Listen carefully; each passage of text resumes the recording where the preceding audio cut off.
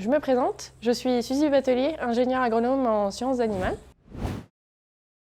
Il y a de plus en plus d'études scientifiques qui sont publiées, permettent de comprendre de mieux en mieux le fonctionnement du tube digestif du cheval. Quand on prend un cheval sauvage, il va manger de 14 à 18 heures de l'herbe dans sa pâture tout en marchant. Sauf qu'on n'est pas face à un cheval sauvage, on est face à un cheval domestiqué qui est le plus souvent utilisé pour le sport. Et donc, on est allé vérifier auprès des structures comment est-ce qu'ils nourrissaient les chevaux par une enquête téléphonique qui était représentative de toute la France et de tous les secteurs. Et ensuite, on est allé peser et mesurer la qualité des foins dans ces structures. Le résultat, c'est que les enquêtés ont déclaré donner 9 kg de foin par jour, sauf que peser, ça donnait que 7,8 kg. Donc il y a une surestimation de la quantité de foin donnée.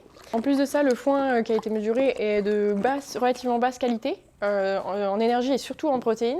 À côté de ça, l'énergie elle est apportée par les concentrés qui sont donnés en assez grosse quantité par repas et par jour. Donc on est à 1,9 kg de concentré par repas et 4 kg par jour. L'énergie apportée aux chevaux est donc apportée principalement par les céréales et les concentrés et peu par les fibres, ce qui devrait être le cas. En parallèle, les fibres ne sont pas perçues par les structures comme énergétiques, mais par contre importantes pour la santé et le bien-être du cheval. Or, la principale source d'énergie d'un cheval, finalement, c'est l'herbe, donc des fibres. Donc on a plutôt une alimentation chez les structures qui n'est pas adaptée à la physiologie du cheval, même si il est domestiqué.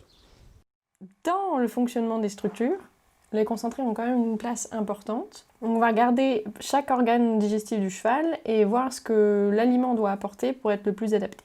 C'est la démarche qu'on a suivie pour développer la nouvelle gamme d'aliments. Si on commence par la bouche, les fibres en brun long et les différentes tailles de granulés favorisent une mastication longue, qui est plus proche de celle qu'on obtient avec l'herbe, et favorisent aussi une salivation importante. Ce qui évite les problèmes de dentition et de bouchons œsophagiens que l'on peut observer avec des concentrés classiques.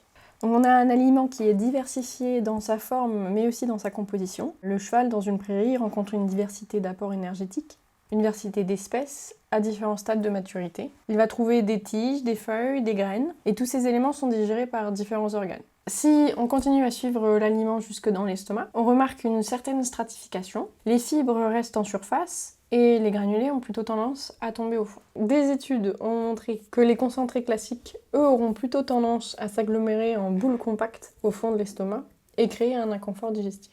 Après un séjour court dans l'estomac, l'aliment va arriver dans l'intestin grêle et y rester quelques heures, où l'amidon, les protéines et la matière grasse seront digérées et absorbées.